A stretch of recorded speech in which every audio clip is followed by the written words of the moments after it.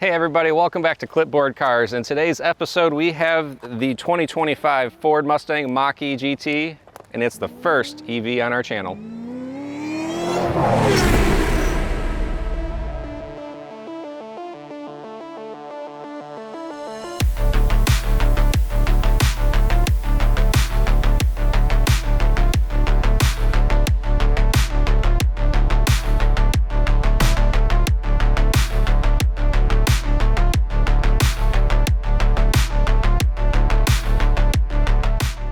So in this video, we're going to cover 5 exterior features as well as 5 interior features. We'll show you a wide open view of the car, then we'll take it for a drive, give you our thoughts and opinions on the ride. The first exterior feature I want to cover is a bit subjective, but I personally feel like the front end of this car is one of the best looking electric crossover SUVs for sale, period. The next exterior feature I want to cover is the front trunk. Again, right here where the engine would be, but since it's an electric vehicle, we have all this space that is not really being utilized well. There's just a small little cubby here, but it exists. You can put, I don't know, some groceries that you don't mind getting a little hot. The next exterior detail on the Mustang Mach-E GT is the wheels. They are a 20-inch design. They're very sporty looking, and they definitely elevate the styling of this car. All right, the next exterior detail I want to cover is the coupe-like design that Ford put into this car. It's a bit of a trickery with how they have this whole thing laid out. So you can see that the regular paint job goes from here, but there's black painted sections up here, which give it the illusion that it's a coupe-styled car, but it's really not. It still has a good amount of headroom here in the back and a good amount of trunk space. The last exterior feature I want to cover on this car is the fact that there aren't really any door handles. There's electronic actuated buttons that you just push, and then you pull it open. It's really cool in the back here, or it might not be cool. We'll see how longevity holds up, but you push this button, and then there's an electronic piston that actually pushes the door out against the body of the vehicle and allows you to open the door. The first interior feature I want to cover are the sport seats themselves. They're heavily bolstered to keep you centered in the seat for extreme cornering and all that kind of stuff. Things that you wouldn't really expect to do in a crossover SUV, but since this is a Mustang Mach-E GT, kind of expected with the amount of power this vehicle puts down. They have a really cool styling to them as far as the top shoulder bolstering as well as the headrest from the back. It just looks super cool. The next interior feature I want to cover is the B&O sound system. Ford really knocked it out of the park with how they developed the speakers in here. It is a very good sounding sound system. The next interior feature I want to cover is the 15.5-inch center display screen. It's a fully touchscreen. It has a little volume knob that actually does a few multi-function things like adjusting the fan speed or the volume, a couple other stuff. But overall, just about everything is operated through that screen. So if you don't really like that and you want to have physical buttons, this might not be the car for you. The next thing I want to cover is the glass panoramic roof. It is super cool just to look up and just have the whole sky looking right back at you. The last thing I want to cover on the interior is just the general simplicity of the design of everything. They kind of followed the Tesla design cues with everything here, and it works here in the Mustang. So when it comes to opening and closing the trunk, sometimes people get a little tripped up by this because they don't actually see a handle or anything. You can double tap the key fob, and there's actually an option for the front trunk or the back trunk. Or what you can do is you can hit this little button that's hidden underneath this lip. It'll auto open. And then most of the time you'll see manufacturers have an actual button right in this area where it's a close button. However, Ford did not do that. What they did is they reused the same button that you used to open it. You just tap that button again and it should self-close itself.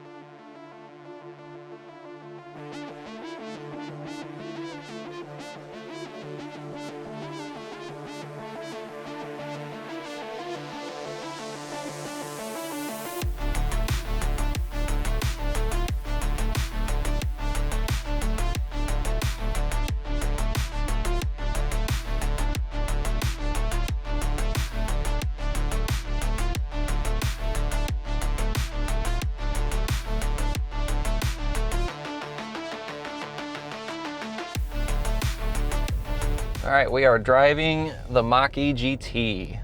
And right off the bat, it's already just a super smooth ride. This has the MagnaRide shocks on it, so they're just constantly adapting to the road every, who knows.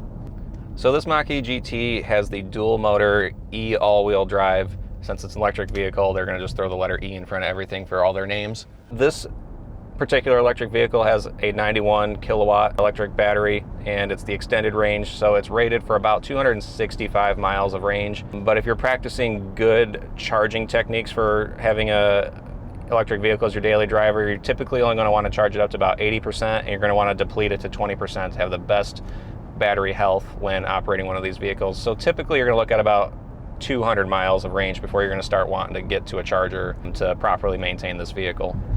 So when it comes to the power and performance of the Mustang Mach-E GT, it's got 480 horsepower and 700 pound-feet of torque. That's a lot, but again, this is an electric vehicle and they're mainly known for their torque figures. 0 to 60 time is roughly 3.4 seconds, which is right in line with a lot of supercars that are on the market. So we'll go ahead and test that here in a little bit. So when you're in the market and you're shopping for a brand new 2025 model, the base price of the GT, which is what we're driving right now, is $54,495. And then you can add some more options from there, like a performance pack and all that kind of stuff, and the price will go up from there. There is, however, an off-road version with the Mustang Mach-E GT Rally Edition, and that thing is really cool with built-in fog lights into the grille, a little bit lifted as far as the ground clearance goes, knobbier tires, and white rally wheels. That thing is super cool, but is also a little more pricey as it starts at $58,490. Now, if you don't want to have the performance versions of the Mustang Mach-E, you can go with the lower trim levels like the entry one, which is called the Select, and that starts at $37,995, or you can get the premium, which is $41,995. All great options, but if you really want to go fast and have a better looking Mustang Mach-E, the GT or the GT Rally is definitely the pick. Again, on the shopping topic for a Mustang Mach-E or any electric vehicle for that matter, they depreciate harder than German luxury sedans. So as much as it pains me to say this, the best way to buy one of these if you need to have a new car would be to lease one of these things, because you'll have a better payment. Odds are if it's an electric vehicle, you don't actually need to drive it a whole lot. It's just a much better route to go, and you're not going to eat all that depreciation cost. Or if you want to be smarter about this, you can find a Mach-E or any other electric vehicle that's already a year or two old, and they've pretty much already taken like a 40 to 50% hit on the price tag. So a lot of money to be saved there. So when it comes to the center console, you've got this armrest right here that has GT embossed into the leather. You lift that up and there's an actual storage cubby pocket back there that you have to slide a door to get into. There are more charge ports that are in there. In front of that, you've got your emergency brake, and then you've got two cup holders, and then in front of that you have a wireless charging pad, and then one pad that you can hold a phone but is not a wireless charger. In front of that you've got two more charging ports. Very well laid out interior. Coming around to the steering wheel, it's pretty good. You've got your gauge cluster here, which is a full LED screen. On the steering wheel itself, just standard buttons for changing music tracks, setting your cruise control, adaptive cruise, all that kind of stuff. The lane keep assist works great. It's not like jarring where it shoves the car back over. It gradually turns the wheel to bring you back in. If you don't like those features, you can obviously turn them all off. Like I said, no real complaints here. And on top of that, you've got a really good sound system. So new for the 2025 model Mustang Mach-E's is that across the board, all trim levels get a heat pump.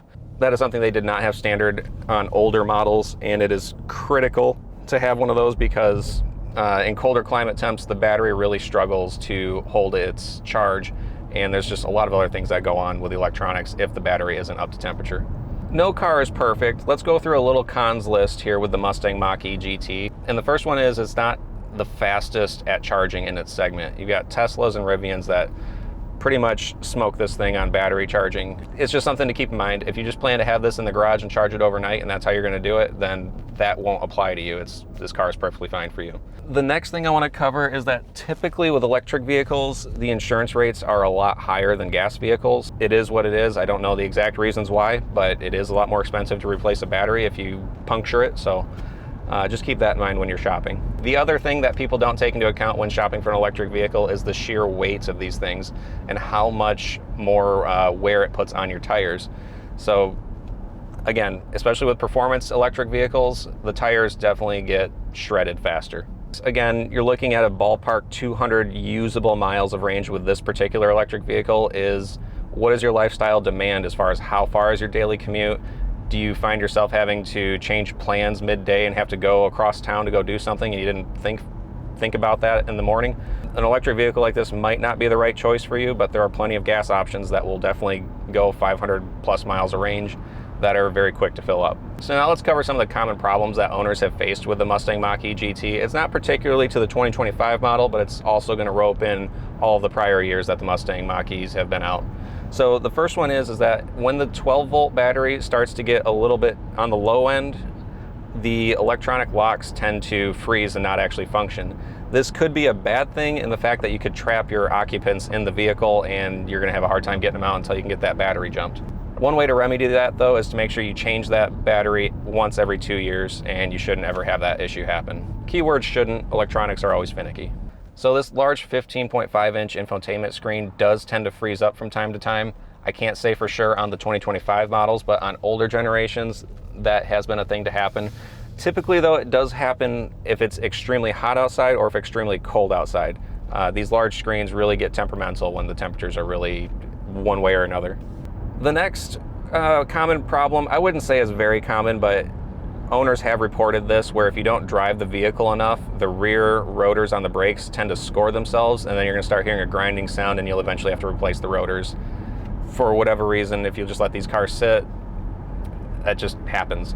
Now, I know I just listed a lot of problems and downsides to this car, but to be honest, if you're just someone that's looking to have this vehicle to be just around town, driving it locally, just to and from things, you're well within a 200-mile range daily, this is probably one of the most perfect vehicles for your lifestyle.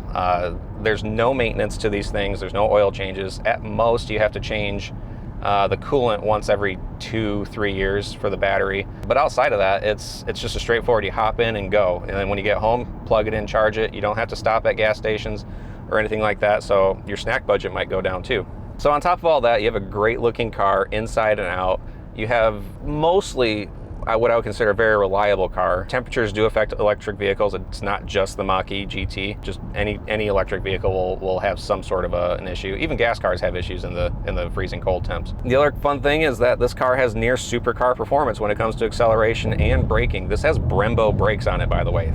Very good at stopping. I really don't need to prove that right now because I just had Chipotle and I don't want that to get thrown up. Speaking of 0 to 60, we're going to come up to the stop sign here. Ready, guys? Yeah. 3, 2, 1. Oh, we get a little bump. That's pretty good, though. That was pretty good. For an SUV, I mean, this is pretty quick. So here's one thing with electric vehicles that I haven't been able to figure out why they always need to do this. They're overcomplicating the charge port doors.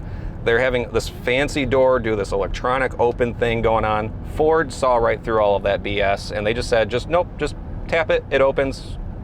Nothing more than that. We don't need that braking on you.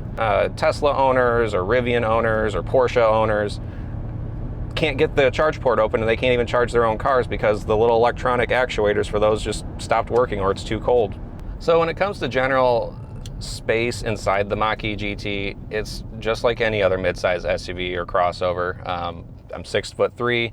I fit in the driver's seat perfectly. There's plenty of room to go back, up and down. There's just a lot of good room in here. The back seat, I fit back there as well. The trunk has plenty of room for groceries or whatever you've got to throw in there.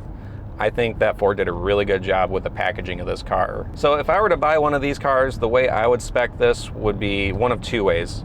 If I could swing affording the Rally Edition, I would get that. I would get it in the dark green color with the white rally wheels, and I would just take that to rallycross events across the country and just have a lot of fun with it.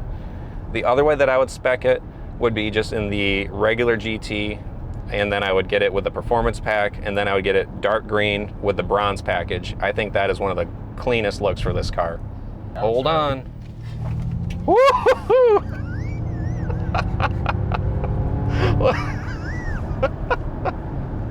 That's fun. Steering's a little, there's a lot of body roll. You can definitely tell that the suspension's doing a lot to keep this car upright. I wouldn't advise trying to use this as like an autocross vehicle, but if you were trying to justify it, still try. So I think that pretty much wraps it up for today with the Mustang Mach-E GT. Oh, I got another straightaway. Want to say thanks to Akins Ford for providing us with this 2025 Mustang Mach-E GT. They have a few of them on the lot still. They have customers coming in all the time test driving these things. They're happy to put you behind the wheel just so you can get to experience an electric vehicle. Make sure you like and subscribe to the channel. We're happy to have you guys here. What do you guys think of the Mach-E GT? Mach-E. Would you get this? Would you get the Model Y Tesla? What electric vehicle would you compare this to that you think would be a better choice? Drop that down in the comments below. We'll see you guys for the next video.